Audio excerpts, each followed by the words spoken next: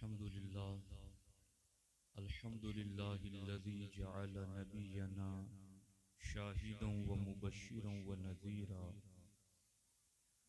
व दाइयन इलल्लाहि बिइज़्निहि व सिराजम Munira वस्सलातु वस्सलामु Alan नबिय्यि हबीबिहिल Mustafa अल्लज़ी अरसलहु bill हक़्क़ि वल हुदा वअला आलिहि व अस्हाबिहि उलिस्सिद्क़ि वस्सफ़ा अम्मा बअद फ़अऊज़ु बिल्लाहि मिनश शैतानिर रजीम बिस्मिल्लाहिर रहमानिर रहीम ज़हरल फ़सादु फ़िल बर्रि वल बहरि बिमा कसबत अयदिन नास लियुज़ीक़हुम बअदल्लज़ी अमिलू लअल्लहुम यरजिऊन। सदक़ल्लाहुल अलीयुल अज़ीम व सदक़ रसूलुहुन नबियुल अमीनुल मुख्तारुल करीमुर रऊफ़ुर रहीम। लायक़ सद एहतराम मुअज़्ज़ज़ व मुकर्रम उलमाए किराम, सादात ज़वील एहतराम, हाज़िरीन व हाज़िरात महफ़िल, अस्सलामु अलैकुम व रहमतुल्लाहि व बरकातुहू। आइए हम और आप मिलकर इंतहाई एहतराम व अक़ीदत के साथ हुज़ूर सय्यिदुल मुरसलीन ख़ातमुल अंबिया शफ़ीउल मुज़निबीन रहमतुल लिल आलमीन ख़ातमुल मासूमीन राहतुल आशिक़ीन सल्लल्लाहु तआला अलैहि व आलिहि व अस्हाबिहि व बारक व सल्लम की बारगाह में अपनी ग़ुलामी का सबूत दें और जिस तरीक़े से मैं पढ़ा हूँ मेरे साथ मिलकर हुज़ूर दिल के साथ बआवाज़ बुलंद नज़राने मोहब्बत पेश करें। अस्सलातु वस्सलामु अलैका या रसूल अल्लाह, अस्सलातु वस्सलामु अलैका या हबीब अल्लाह, अस्सलातु वस्सलामु अलैका या नबी अल्लाह व अला आलिका व अस्हाबिका या नूर अल्लाह सल्लल्लाहु तआला अलैहि वसल्लम।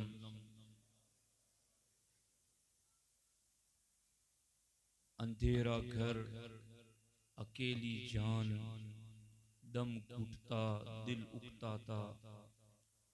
अंधेरा घर, अकेली जान, दम घुटता दिल उकताता। खुदा को याद कर प्यारे, वो साअत आने वाली है। दोस्तान मोहतरम, आज की ये महफिल मरहूम सिताब भाई, मरहूम शोएब भाई, मरहूम आदिल भाई, मरहूम अबू तालिब भाई और दीगर तमाम मरहूमीन के इसाले सवाब के लिए मुनक़िद हैं। अल्लाह करीम की बारगाह में दुआ है, अल्लाह जल्ल मजदुहुल करीम इन तमाम मरहूमीन की बेहिसाब मग़फ़िरत फरमाए। दोस्तान मोहतरम, आम रास्ते पर ये प्रोग्राम है, लोगों की चहल पहल और आमद व रफ्त रास्ते की वजह से जारी ही रहेगी, लेकिन हम और आप अल्लाह रसूल की महफिल में बैठे हैं, इसलिए मेरी आपसे दरख्वास्त है कि आने जाने वाले अपना काम करेंगे और हमें अपना काम करना है। मैं इतनी लंबी भी गुफ्तगू नहीं करूँगा कि आपकी तबीयतें उकता जाए और बेमकसद और बेमतलब भी बात नहीं करूँगा। इसलिए पूरी गुफ्तगू को तवज्जो के साथ आप लोग सुनने की जहमत ज़रूर गवारा फरमाएं। दोस्तान मोहतरम, दुनिया के अंदर जो मुसीबतें आ रही हैं, जो तकालीफ आ रही हैं, इनका रीजन क्या है, इसकी वजह क्या है। कुरान और सुन्नत के जरिया बहैसियत एक मुसलमान के इस चीज को जानना हम में से हर शख्स के लिए लाजिम और जरूरी है कि आखिर मुसीबतें और आजमाइशें क्यों आ रही हैं। अल्लाह जल्ला मजदुहुल करीम कुरान मजीद में इरशाद फरमाता है, ज़हरल फसादु फिल बर्रि वल बहरी बिमा कसबत ऐदिन नास, के खुश्की पर और समंदर में बिगाड़ जाहिर हुआ, फसाद जाहिर हुआ। किस वजह से? बिमा कसबत ऐदिन नास, लोगों की बदअमलियों की वजह से, लोगों के गुनाहों की वजह से। अल्लाह जल्ल मजदुहुल करीम कुरान मजीद में अपने बंदों को ये पैगाम दे रहा है कि जब जब लोग जमीन पर गुनाहों में मुब्तला होंगे तो उनके गुनाहों की नहुसत की वजह से जमीन पर और समंदरों में फसाद और बिगाड़ जाहिर होगा। दोस्तान मोहतरम, ये फसाद और बिगाड़ किस शक्ल में होता है? ध्यान से सुनिए, ये फसाद और बिगाड़ किस शक्ल में जाहिर होता है? कहत साली और दुकाल का पड़ जाना, ये भी फसाद की एक सूरत है। बारिश का जरूरत के मुताबिक ना होना, ये भी फसाद की एक सूरत है। खेतियों का और फसल का जैसा चाहिए वैसा फायदा ना हो पाना, ये भी फसाद की एक सूरत है। तिजारत से बरकत का उठ जाना, ये भी फसाद की सूरतों में से एक सूरत है। कसरत से लोगों की मौतें वाक़े होना, ये भी फसाद की सूरतों में से एक सूरत है। दोस्ताने मोहतरम, बीमारियों और बलाओं का फैल जाना, ये भी फसाद की सूरतों में से एक सूरत है। अगर हम अपने माहौल का जायजा लें तो क्या हमारे माहौल में फसाद की इन सूरतों में से कोई सूरत नजर नहीं आ रही है? क्या कसरत से लोगों का मर जाना ये फसाद की अलामत नहीं है? क्या बारिशों का जितनी जरूरत हो ना होना ये फसाद की अलामत नहीं है? पैदावार की कमी क्या ये फसाद की अलामत नहीं है?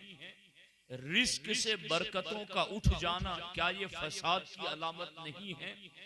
दोस्ताने मोहतरम, आज लोग ये समझ रहे हैं कि मैंने गुनाह कर लिया तो क्या मेरी सेहत पर असर पड़ गया, कि मैंने गुनाह किया तो क्या मेरा वजन कम हो गया, मैंने गुनाह किया तो क्या मेरे चेहरे पर काले और सियाह धब्बे लग गए, मैंने गुनाह किया तो क्या मेरे हाथ और पांव कट गए, मैंने गुनाह किया तो क्या मेरी आंखों की बीनाई खत्म हो गई, मेरा घर जमीन पर गिर गया, मेरी खेतियां जल गई। ये लोग ये तसव्वुर करते हैं कि गुनाह करने के बाद अगर इन कामों में से कोई काम हमें नजर नहीं आ रहा है तो माज़अल्लाह गुनाह का क्या असर होता है, हम जो चाहे करें, हम जैसे चाहे वैसे रहें।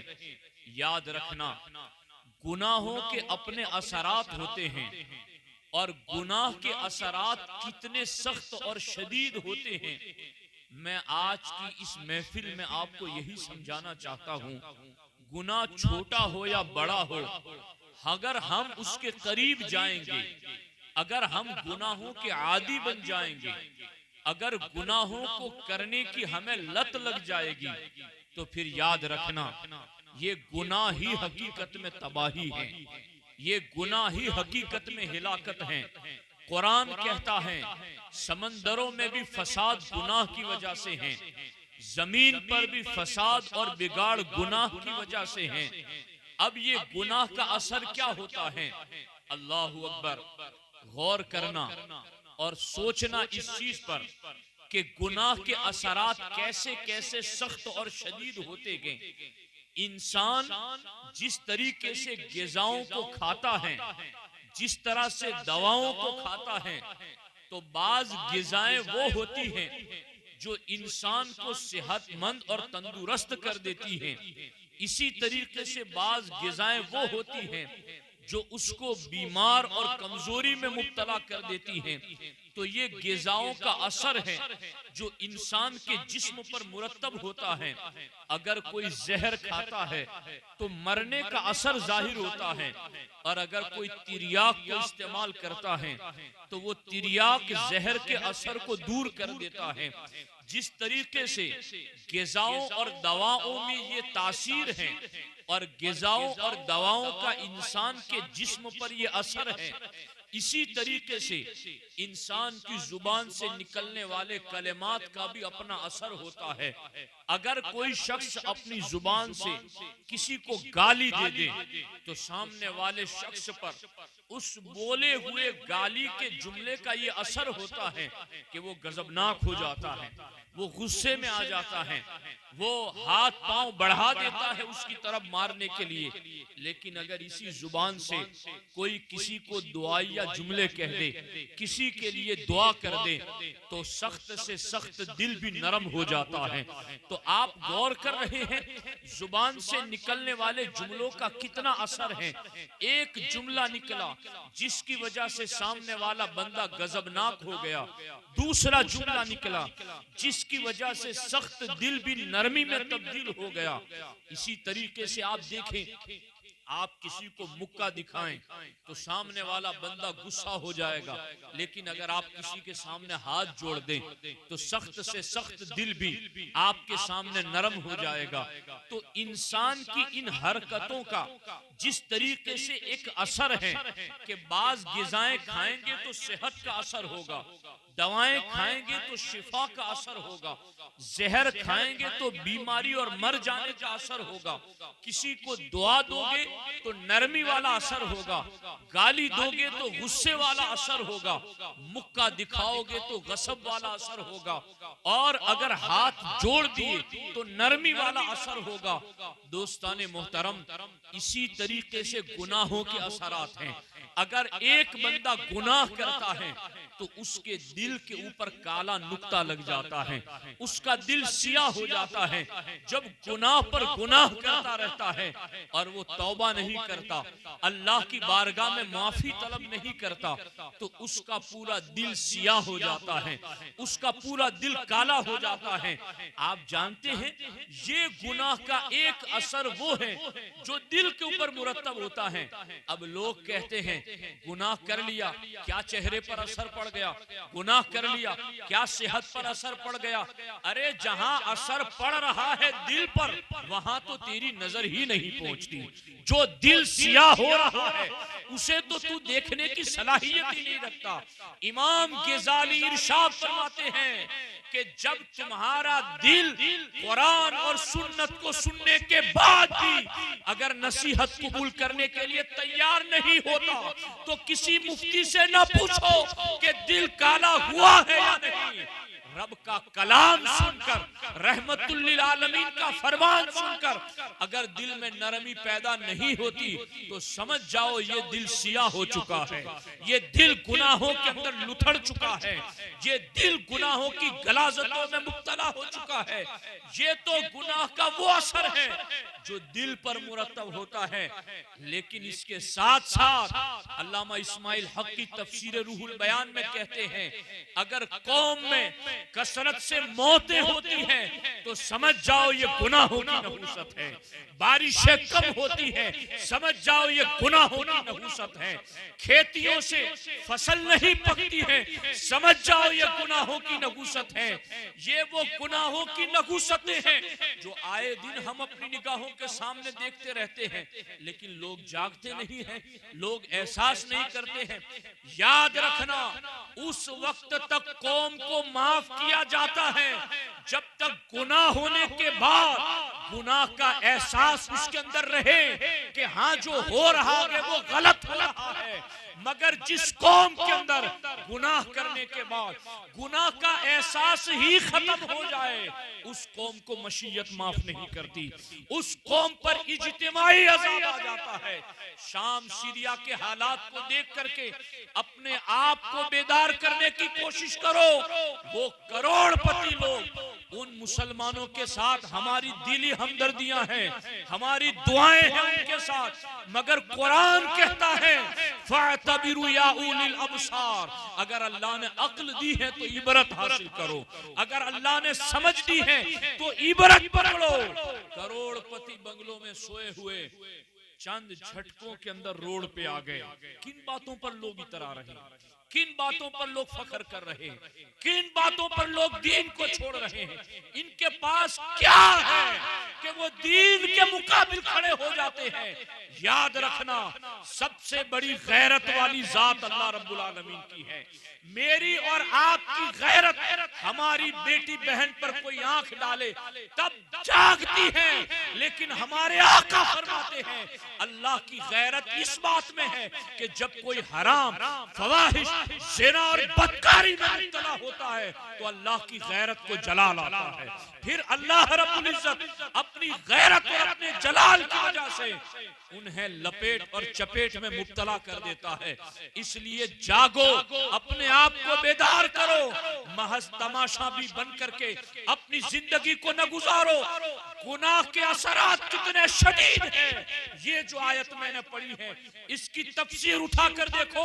तफसीर रूहुल बयान में अल्लामा इस्माइल हक्की अली रहमा फरमाते हैं कि तुम जानते हो कि जमीन पर और समंदर में सबसे पहला फसाद और बिगाड़ कब पैदा हुआ।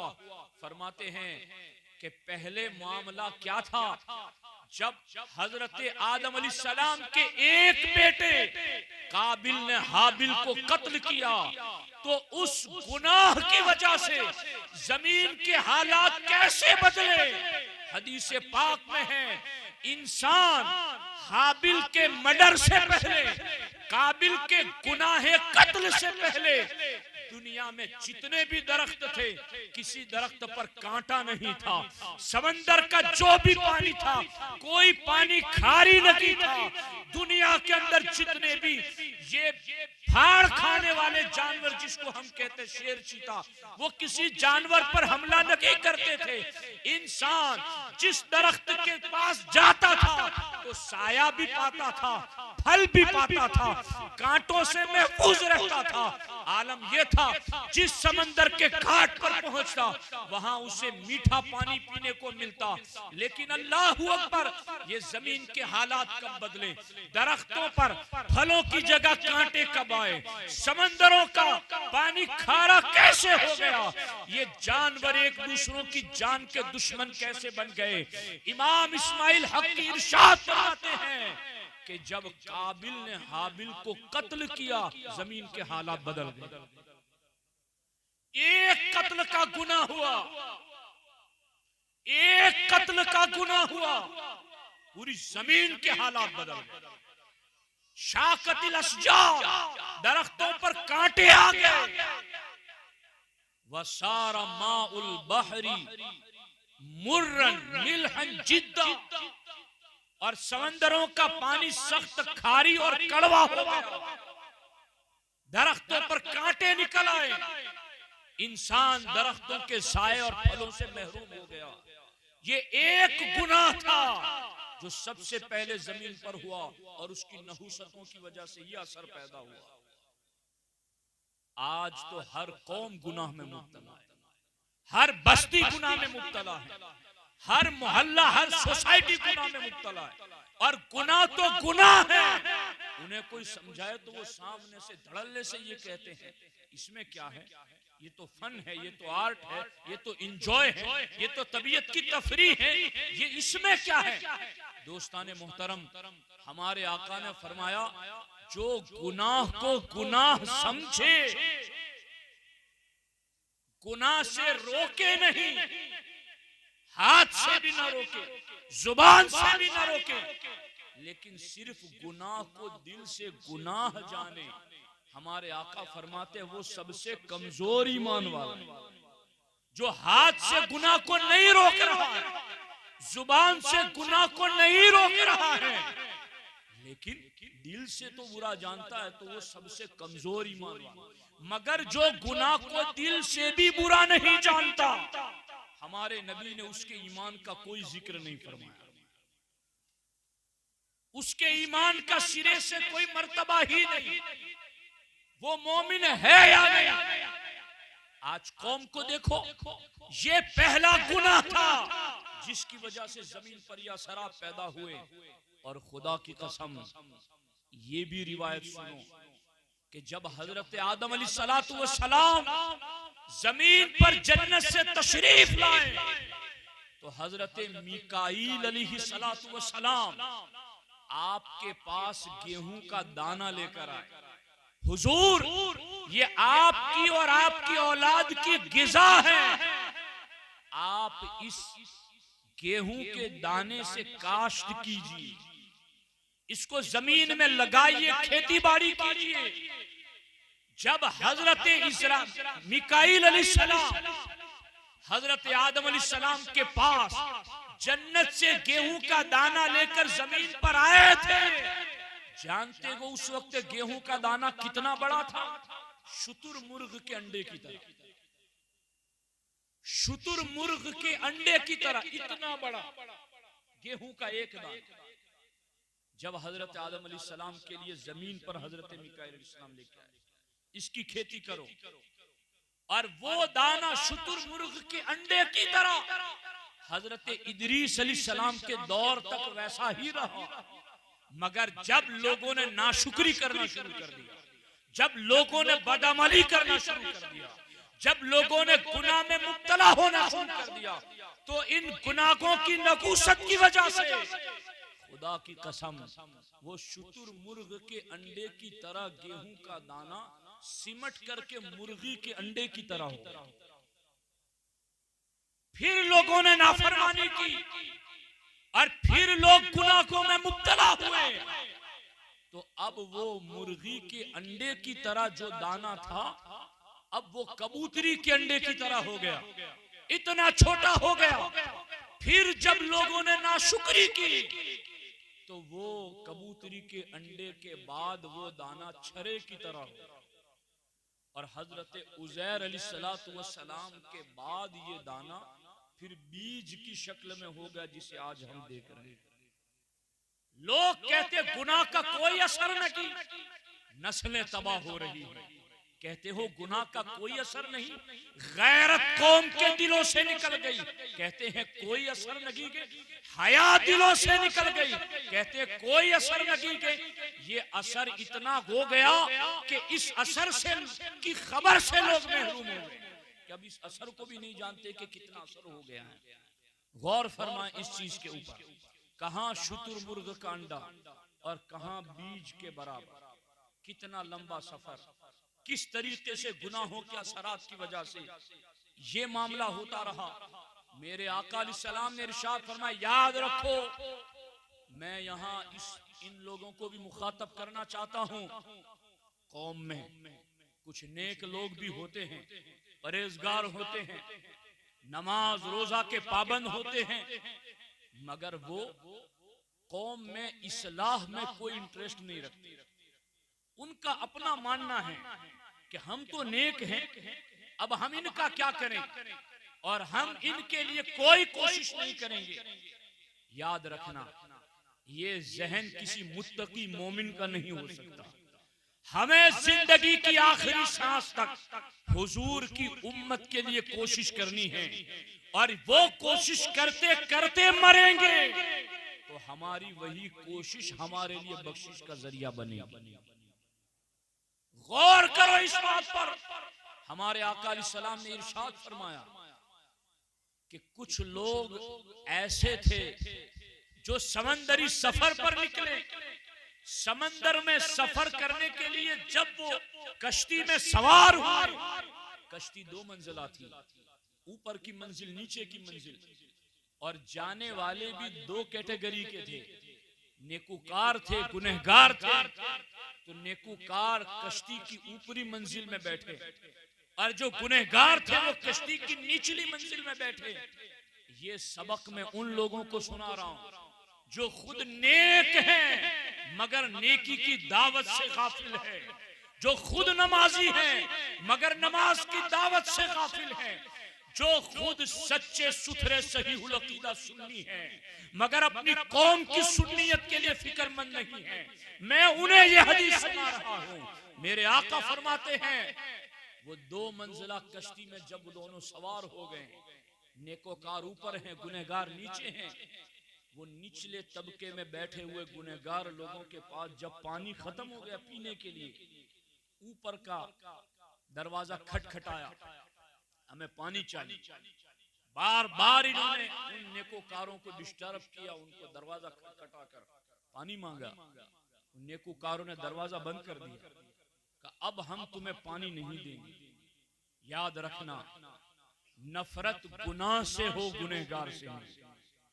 अगर नेकूकार गुनहगार से नफरत करने लगेगा तो उसको दीन की दावत कब देगा, उसको गुनाह से बचाएगा। और याद रखना यहाँ पर कि ये जब इन्होंने दरवाजा बंद करके कहा हम तुम्हें पानी नहीं देंगे, वो तो पहले ही से ऑलरेडी गुनहगार थे।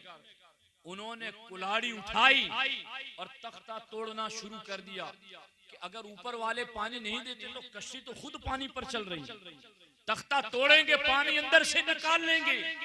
जैसे ही उन्होंने कुल्हाड़ी उठा करके तख्ता तोड़ना चाहा, ऊपर वाले भाग कर आए और उनका हाथ पकड़ लिया, कहा ये तख्ता ना तोड़ना, हम पानी देंगे तुम्हें।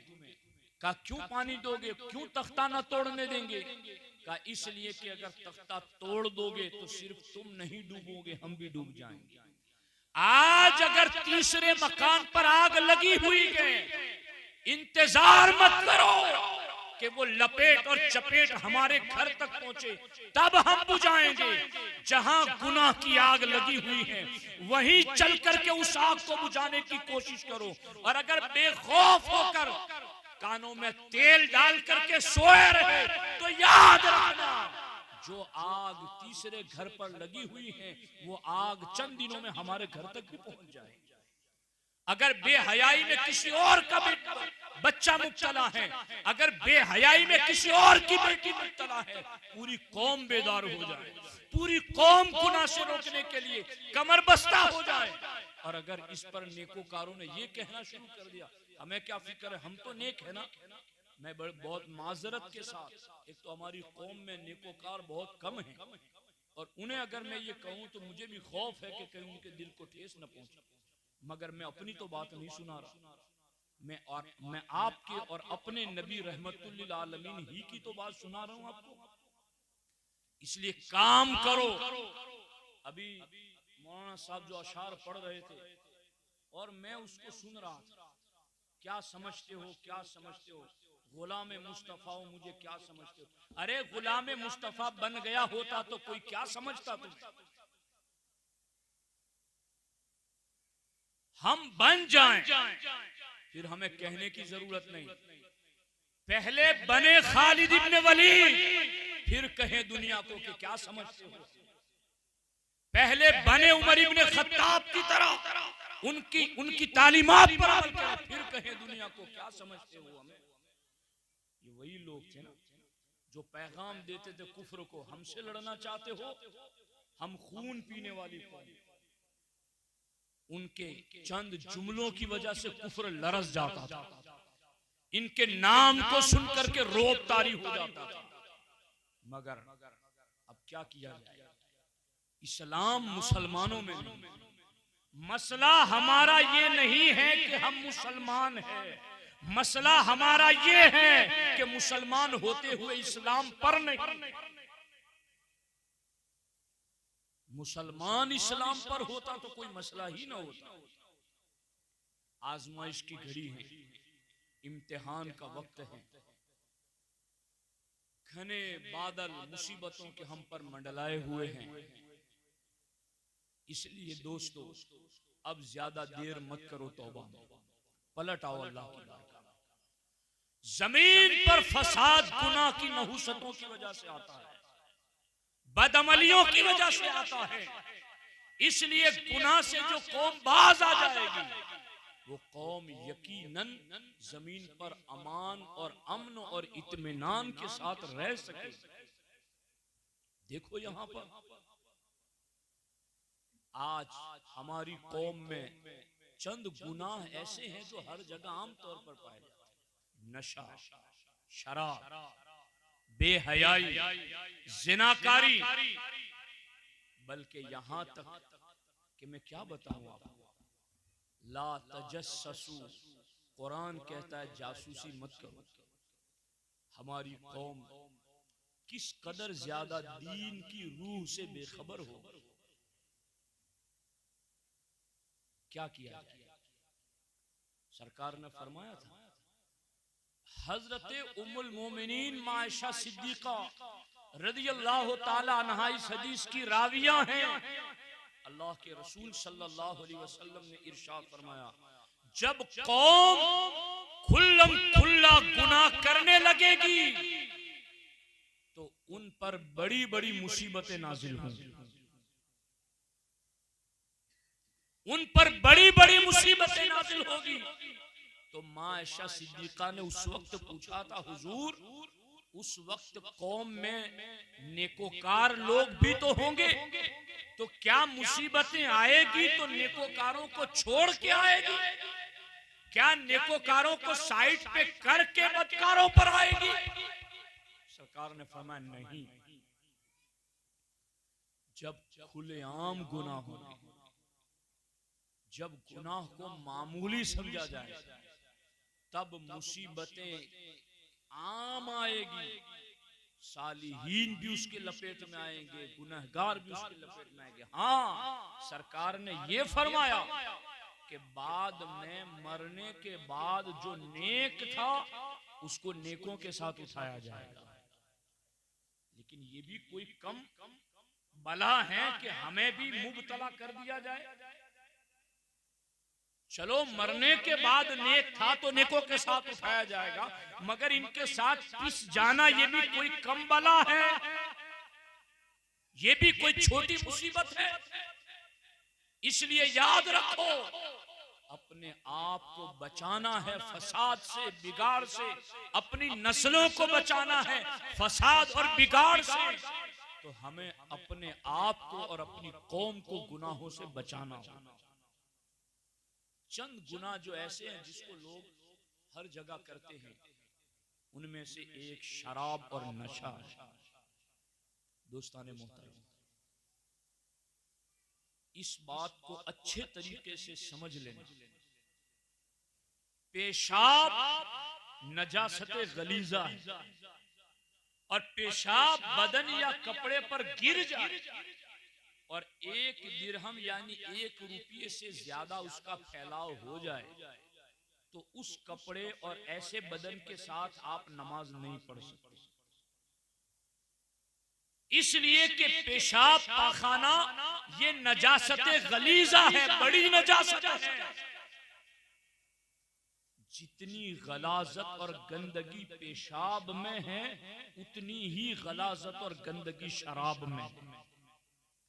अगर शराब भी बदन और कपड़े पर लग जाए और वो भी 1 रुपये से ज्यादा लगे, तो उस कपड़े के साथ नमाज पढ़ना जायज नहीं है। जो पेशाब का हुक्म है वही शराब का हुक्म है। गलाजत और गंदा होने में दोनों बराबर हैं। खूब अपनी तबीयत को नफासत वाला समझने वालों, पेशाब के कतरों से तो खूब दूर रहते हो, इस्तिंजा खाने में जाके आए तो हाथ भी धोएंगे, पांव भी धोएंगे, धोना चाहिए कि कहीं कोई कतरा लग ना जाए। मगर पेशाब के कतरों से तो इतना बचे, और बोतलें के बोतलें पेट में उंडेल दी। तो ये गलाजत और गंदगी में दोनों बराबर है। उलमा से पूछो मसला। अगर शराब कपड़े पर लग जाए तो क्या हुक्म है, पूछो इन उलमा से। दोनों गंदगी में एक जैसे हैं। आज के बाद अगर तुम्हारा ध्यान उस तरफ जाए तो इस मसले को याद कर लेना कि हम किस चीज की तरफ जा रहे हैं। और ये भी याद रखो, हमारे आका ने फरमाया जो शराब पीता होगा और तौबा न करेगा तो अल्लाह उसको जहन्नम में तीनतुल खिबाल से पिलाएगा। सहाबा ने अर्ज किया हुजूर ये तीनतुल खिबाल क्या है? तो हमारे आका ने इरशाद फरमाया जहन्नमियों का पसीना और जहन्नमियों का पीप उन शराबियों को जहन्नम में पिलाया जाए। तसव्वुर करो, आज घर घर में झगड़े, बीवियों के साथ झगड़े, बच्चों के साथ झगड़े, पड़ोसियों के साथ झगड़े, काम पर न जाना, बदन का सुस्त हो जाना, अक्ल का कमजोर हो जाना, ये शराब की नहुसतें हैं।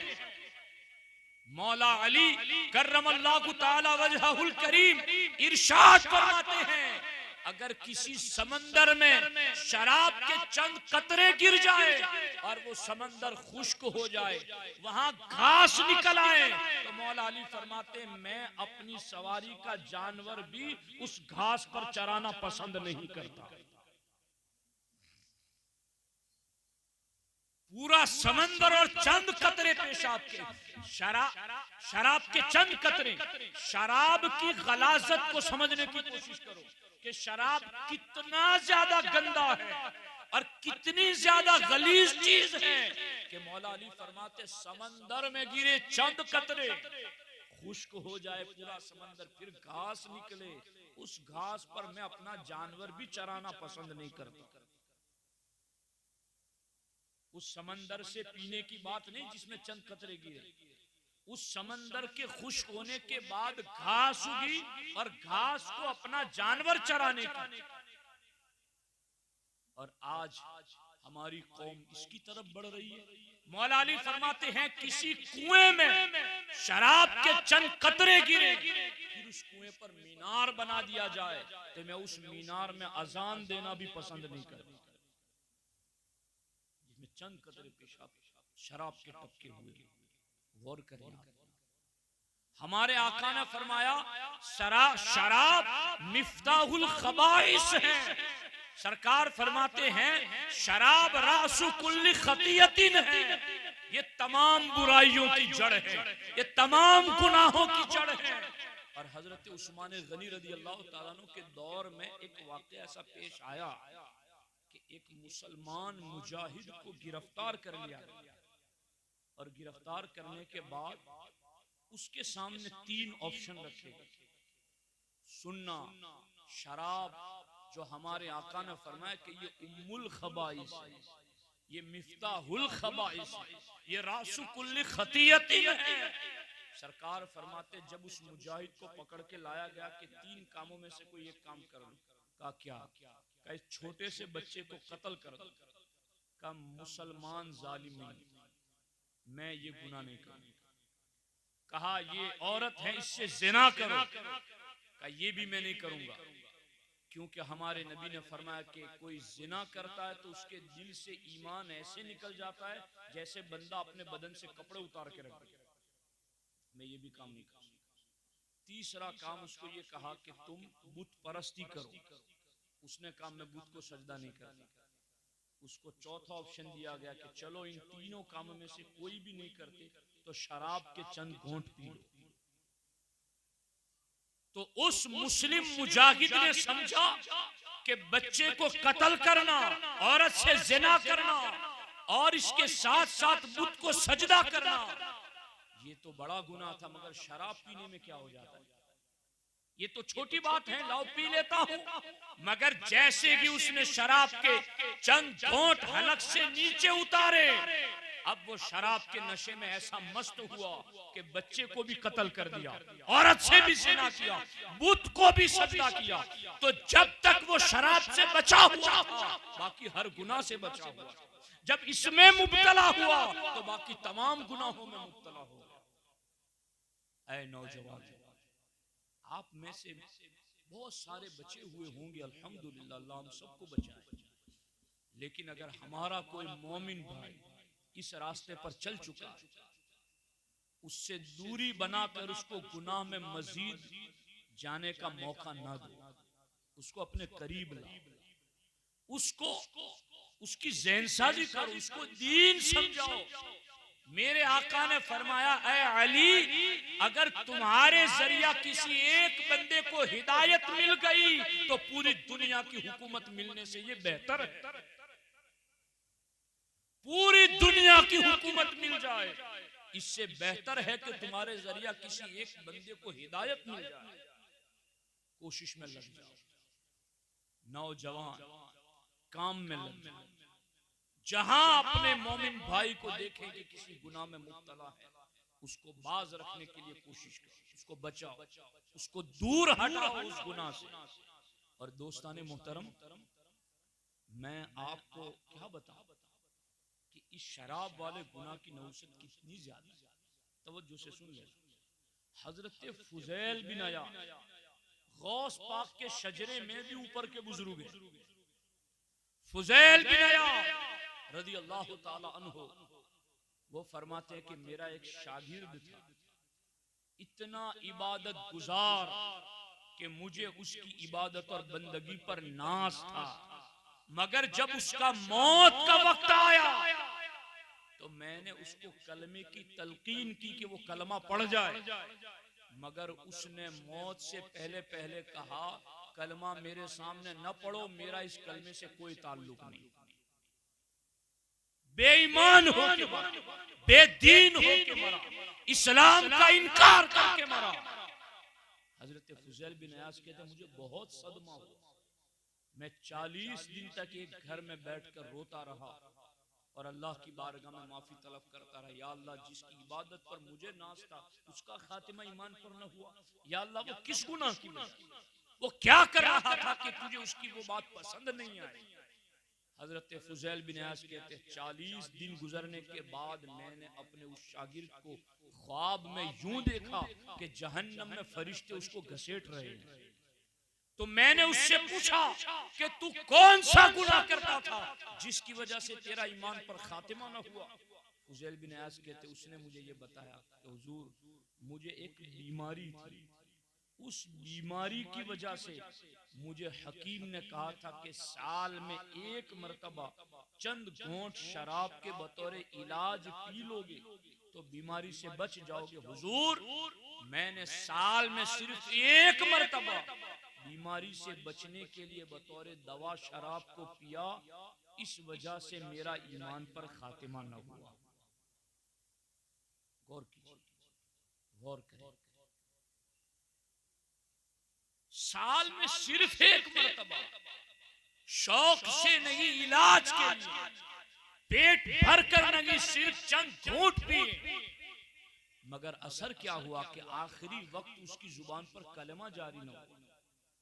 मेरे अजीजों, बचो और बचाओ अपनी कौम को। मैं समझता हूं अगर आपने एक बंदे को भी बचा लिया तो समझ जाओ कि एक पूरी नस्ल को आपने शराबी बनने से बचा लिया, एक पूरे घर को आपने वीरान होने से बचा लिया। आपने बहुत बड़ा सदका किया। सरकार ने यह भी फरमाया, एक बंदे को तुमसे हिदायत मिल जाए तो ये कीमती ऊंटों का पूरा रेवड़ तुम्हें मिले, इससे भी ज्यादा अफजल और बेहतर है। दोस्ताने मोहतरम, ये गुनाह है जो कसरत से कौम में फैल रहा है। और फिर ये भी एक बला है कि लोग ये समझते हैं कि शराब तो चलो हराम है, मगर ये नशा तो हराम नहीं है, ये नशा तो हराम नहीं है। हमारे नबी ने फरमाया, कुल्लु मुस्किरिन हराम, हर नशा लाने वाली चीज हराम है। हर वो नशा जिससे अक्ल पर पर्दा पड़ जाए, होश हवास खत्म हो जाए, ऐसा हर नशा दीन में हराम है। कलील भी हराम है, कसीर भी हराम है, कम भी हराम है, ज्यादा भी हराम है। इसलिए इस गुनाह से अपने आप को बचाओ। दूसरा गुनाह जो हमारी कौम में बड़ी तेजी से फैल रहा है, यहां की बात वहां करना, वहां की बात यहां करना। मुसलमान है ये, अल्लाह रसूल का कलमा पढ़ने वाले मुसलमान। सरकार फरमाते हैं दो मुंह वाले डरते नहीं हैं इस बात से कि अल्लाह जहन्नम में उनके मुंह में जहन्नम की आग की दो लगामें डाल देगा।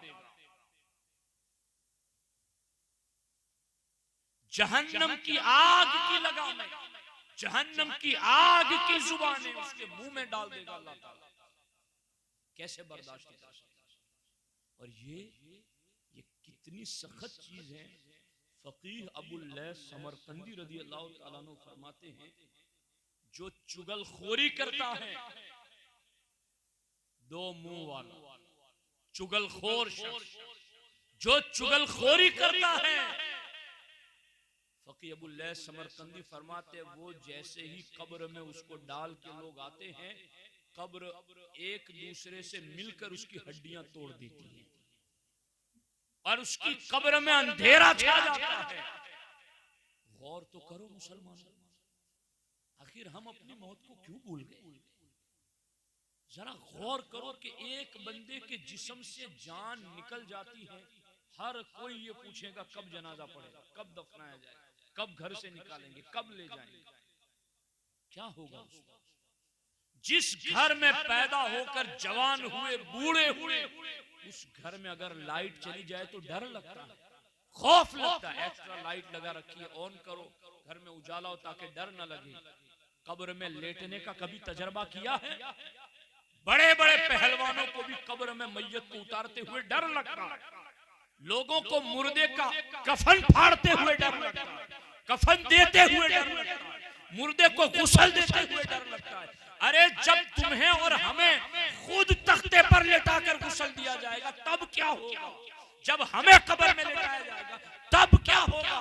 फकीह अबुल लैस समरकंदी फरमाते हैं, जो दुनिया के अंदर जासूसी करता होगा, जो दुनिया के अंदर दो मुंह वाला होगा, जो दुनिया के अंदर चुगलखोर होगा, लोग तो उसको दफना के चले आएंगे मगर कब्र उसको पीस के रख देगी। अंधेरा ही अंधेरा होगा उसकी कब्र में। और फकीह अबुल लैस समरकंदी फरमाते, जो ये चाहता है कि उसकी कब्र जहां तक नजर जाए कुशादा हो जाए, चौड़ी हो जाए और कब्र का अंधेरा नूर में बदल जाए, तो फकीह अबुल लैस समरकंदी फरमाते हैं वो बंदा अपने आप को चुगलखोरी से बचा ले, अल्लाह उसकी कब्र के अंधेरे को नूर में तब्दील कर देगा, उसकी कब्र की तंगी को कुशादगी में तब्दील कर देगा। और यहां गौर करना, अल्लाह अल्लाह, लोग नतीजों से बेखबर है। मैं कई जुमले ऐसे बोल रहा हूं कि शायद उसकी गहराई तक आप लोग पहुंच रहे हो। अंजाम और नतीजों से बेखबर हो गई है कौम के कई अफराद। इन्हें एहसास नहीं है कि हम ये जो काम कर रहे हैं इसका नतीजा क्या होगा। जो मुर्गी ये देख रही है कि फला मुर्गी को काटा जा रहा है, वो मुतमईन क्यों है, बारी का इंतजार कर। अंजाम से बेखबर न रहो। इमाम ज़हबी किताबुल कबायर में इसी चुगलखोरी के अंजाम की एक बात जिक्र करते हैं, गौर से सुनना। इमाम ज़हबी फरमाते हैं कि पुराने जमाने में जब गुलाम और कनीजें बेची जाती थी तो एक शख्स बाजार में अपने गुलाम को लेकर आया, उसने बोली लगाई, कौन है जो इसको खरीदेगा? इसमें कोई ऐब नहीं, बस एक ऐब है, चुगलखोरी करता, बाकी कुछ नहीं करता। तो एक शख्स ने देखा कि इसमें चलो कोई और तो ऐब नहीं, सुस्त भी नहीं है, काम चोर भी नहीं है, हमें तो काम ही लेना है, चुगलखोर है तो हमें क्या मतलब, चुगलखोरी को मामूली समझा और खरीद कर ले गया अपने घर, काम दिखा दिया, ये काम तुम्हें करना है। याद रखो, हर गांव में कुछ चुगलखोर वो होते हैं जो अपने मकसद के लिए चुगलखोरी करते हैं, और कुछ वो होते हैं जिनका सुबह से शाम तक इसके अलावा और कोई काम ही नहीं है। बाज आ जाओ, अपने आप को बचा लो जहन्नम के इन शोलों से। ऐसे रहो। हमारे नबी फरमाते, सरकार से पूछा गया कि बेहतर मोमिन कौन है, तो हमारे नबी ने फरमाया वो मोमिन बेहतर है कि जिसको देख करके ईमान वाले मुतमईन रहे कि इससे मुझे कोई बुराई नहीं पहुंचेगी, जिसके शर से लोग मुतमईन रहे, वो मोमिन बेहतर है। लोग हमें देखकर ये समझे कि यार ये आ रहा है, पता नहीं कौन सी मुसीबत ढाएगा, इसने मुझे यहां देखा, पता नहीं यार मेरे साथ क्या करेगा। सरकार फरमाते वो दुनिया का बदतरीन शख्स है। इमाम ज़ाबी फरमाते हैं कि जब उसको खरीद कर मालिक घर लेकर आया, कामकाज बता दिया, थोड़े दिनों तक तो वो घर का माहौल देखता रहा कैसा चल रहा है। फिर उसकी तबीयत ने उसको शरारत पर आमादा, इतना खामोश खामोश माहौल क्यों चल रहा है, कुछ नया होना चाहिए। इस नएपन के चक्कर में उसने क्या किया जानते हो? उसने अपने मालिक से कहा कि तुम्हें कुछ पता चला है? कहा क्या हुआ? कहा तुम्हारी बीवी तुम्हारे अलावा किसी और से भी मोहब्बत करती है। तुम्हारी बीवी तुम्हारे अलावा किसी और से मोहब्बत करती है। कहा ये कैसे मैं मान जाऊं? कहा मैंने सुना है कि आज रात उसका प्लान है तुम्हारा गला काट देने का। कहा ठीक है, तो फिर बिस्तर पर मैं झूठ मूठ सोऊंगा ताकि रंगे हाथों पकड़ सकूं। इधर चुगलखोरी की, फिर उस मालिक की बीवी के पास गया और उसे जाकर के कहा कि तुझे कुछ पता चला? कहा क्या हुआ? कहा तुम्हारा शौहर तुम्हारे अलावा किसी और से भी मोहब्बत करता है। बीवी थी, अपने शौहर से सच्ची मोहब्बत करती थी। उसने कहा ये कैसे हो गया? कहा मैं जानता हूं इसलिए तुम्हें बताया। तो बीवी ने इलाज भी उसी से पूछ लिया कि अब क्या किया जाए। इलाज उसने ये बताया कि तुम उस्तरा ले लो, शौहर की दाढ़ी के नीचे के बाल मूंड कर अपने कब्जे में रखना, तो ये शौहर तेरे कंट्रोल में रहेगा। ये इलाज। सुन्नी मुसलमानों, ऐसे कई किस्म के ढोंगी हमारे अंदर भी आ गए जो तुम्हें अजीब अजीब किस्म के हवाले देंगे, ये करो वो करो, ये करो वो करो। कुरान पढ़ो, हदीस पढ़ो। हमारे आका फरमाते हैं जो फजर को सूरज निकलने से पहले पहले सूरह यासीन पढ़ता है, सूरज डूबने तक अल्लाह उसकी हिफाजत करता है। जो सूरज डूबते वक्त सूरह यासीन पढ़ता है, दूसरे दिन का सूरज निकलने तक अल्लाह उसकी हिफाजत करता है। कुरानी वज़ाइफ पर मैं इस बात पर भी, हमारा अहले सुन्नत का मामला तन हमा दाग दाग शुभ पंबा कुजा कुजा नाम, कि जिसके पूरे ही जिस्म से खून निकल रहा वो रुई कहां कहां रखा।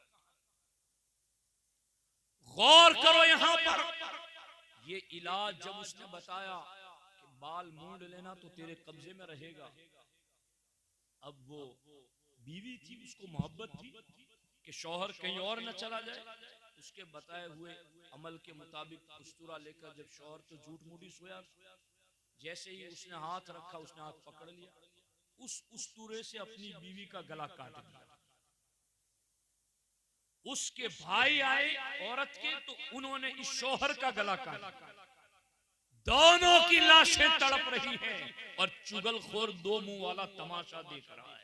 ये वो अंजाम है जिस अंजाम से कौम बेखबर हो चुकी। बचाओ अपने आप, अपने मोमिन भाई को हिलाकत में डाल रहे, अपने मोमिन भाई को तबाही में डाल रहे, चलते हुए बंदे को लात मार के गिरा रहे हो। गौर करो इस पर हम किधर जा रहे हैं। ये वो गुनाह है, कुरान कहता है इन गुनाहों की नहुसत की वजह से जमीन में फसाद पैदा होता है, इसकी वजह से बिगाड़ पैदा होता है।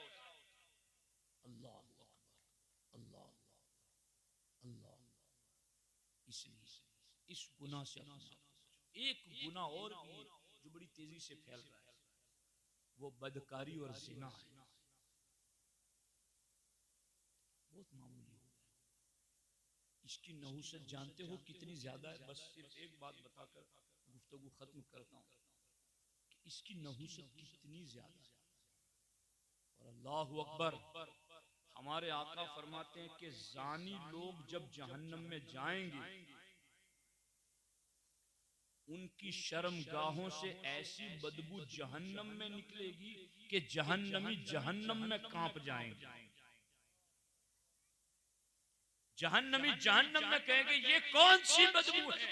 उन्हें कहा जाएगा ये जानियों की शर्मगाहों की बदबू। किस गुनाह में कौम गलाजत और गंदगी में मुब्तला है। अपनी कौम को बचाओ, अपने इलाकों में फैल जाओ। और दोस्ताने मोहतरम, कुरान मजीद में है हजरत मूसा अलैहिस्सलाम कौम जब्बारीन के साथ मुकाबला करने के लिए निकले, तो एक उन लोगों ने प्लान यही बनाया कि मूसा की कौम में औरतों को छोड़ दो, किसी एक ने भी अगर किसी औरत से जिना कर लिया तो मूसा की कौम हमारे साथ फतह नहीं पा सकेगी। एक शख्स ने जिना कर लिया, हजरत मूसा समीत कौम को 40 साल तक मैदान ती से निकलने का रास्ता ही न मिला। कितनी नहुसत। इसलिए दोस्ताने मोहतरम, अपने आप को याद करो, इन मरहूमिन के इसाले सवाब के लिए हम आए हैं। हजरत अब्दुल्ला इब्ने उमर फरमाते हैं कि रोजाना कब्रिस्तान में मलकुल मौत 5 मरतबा कब्र वालों से पूछते हैं, ऐ कब्र वालों, तुम्हें किस चीज पर रश्क आ रहा है? रश्क का मतलब साइकिल वाला टू व्हीलर वाले को देख करके काश मेरे पास टू व्हीलर होती, टू व्हीलर वाला फोर व्हीलर वाले को देख के काश मेरे पास फोर व्हीलर होती, इसको रश्क कहते हैं। ऊपर वाले को देखकर उसके जैसे की तमन्ना करना। रोजाना मलकुल मौत दिन में 5 मरतबा कब्रिस्तान में जाके ऐलान करते हैं, ऐ कब्र वालों, तुम्हें किस चीज पर रश्क आता है? कब्र वाले दिन में 5 मरतबा ये जवाब देते हैं, हमें रश्क उन मुसलमानों पर आता है जो आज मस्जिदों में सजदा कर रहे हैं और हम नहीं कर पाते। हमें रश्क उन मुसलमानों पर आता है जो आज अल्लाह की राह में ज़कात और खैरात देते हैं, हम नहीं दे पाते।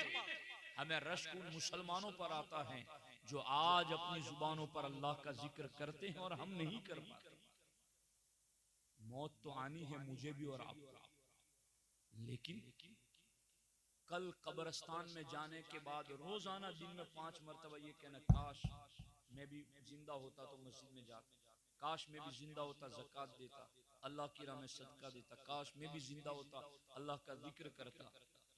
तो वो जो कब्रिस्तान में जा करके रोजाना दिन में 5 मरतबा अफसोस के साथ ये कहना न पड़े, इसलिए आज इन बातों पर ध्यान दे लो। अपनी मस्जिदों को आबाद करो, अपने मदरसों को आबाद करो।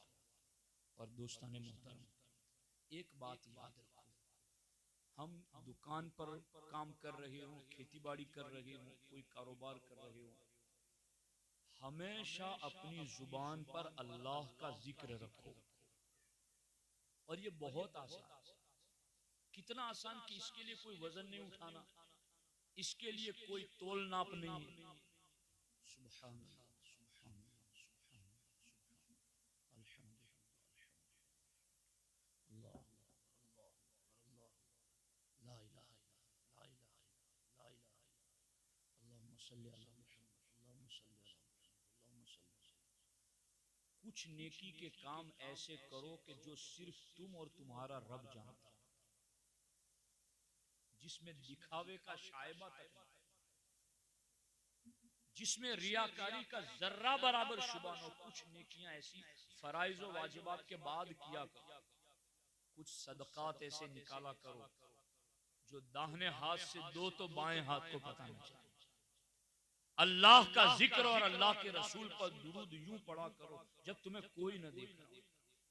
और खुदा की कसम, मेरा ईमान कहता है अमल करने वाले जब अमल करके देखते हैं ना, तो वाकई में जो कुरान में अल्लाह ने फरमाया उसको अपनी आंखों से देखते हैं। रब ने फरमाया अला बिज़िक्रिल्लाहि तत्मइन्नुल कुलूब, आगाह हो जाओ, अल्लाह के जिक्र से दिलों को सुकून मिलता है। तन्हाई में बैठकर कभी 10 मिनट 5 मिनट अल्लाह का जिक्र करो, हुजूर पर दुरूद पढ़ो। और मैं तो ये बात कहता ही रहता हूं कि जब दुरूद पढ़ें और जब अल्लाह का जिक्र करें तो पूरा ध्यान उन लफ्जों के माने पर होना चाहिए।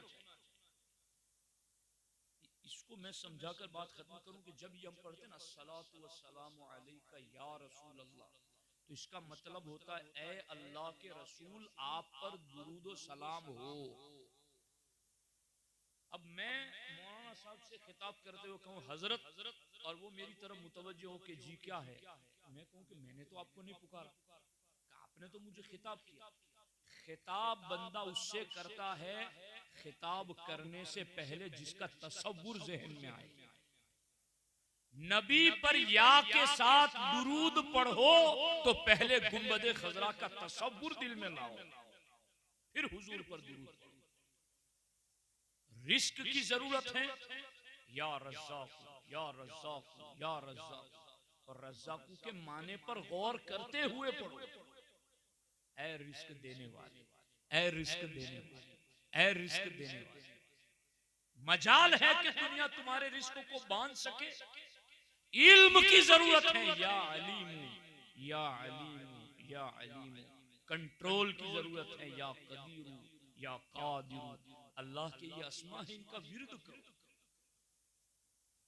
जिस नाम का विर्द करोगे उस नाम का फैज अल्लाह तुम्हें अता करेगा। करोगे इंशाअल्लाह अज़्ज़ा वजल। कसरत से दुरूद पढ़ो, अल्लाह का जिक्र करते रहो, और गुनाहों से अपने आप को बाज रखो। अपनी कौम को बाज रखने के लिए भरपूर कोशिश करो। जहन से ये तसव्वुर निकाल दो कि मेरा क्या है, मैं क्यों करूं। नहीं, हुजूर का उम्मती है तो तुझे करना है। कुंतुम खैर उम्मतिन उखरिजत, तुम्हारे ही तो लिए है कि तुम्हें बेहतरीन उम्मत बनाया। जब अपने आप को कयामत के दिन सबसे बेहतरीन उम्मत में रखना है तो तामुरून बिल मारूफ व तनहाउना अनिल मुनकर, हम ही को तो करना है। भलाई का हुक्म देना, बुराई से रोकना। इसलिए दोस्तान मोहतरम, अपने माहौल को पुरअमन रखने के लिए हमें गुनाह से बचना है। गुनाहों में जासूसी, शराब नोशी, जिनाकारी, बेहयाई, इन बातों से बचकर कौम को बचाना है।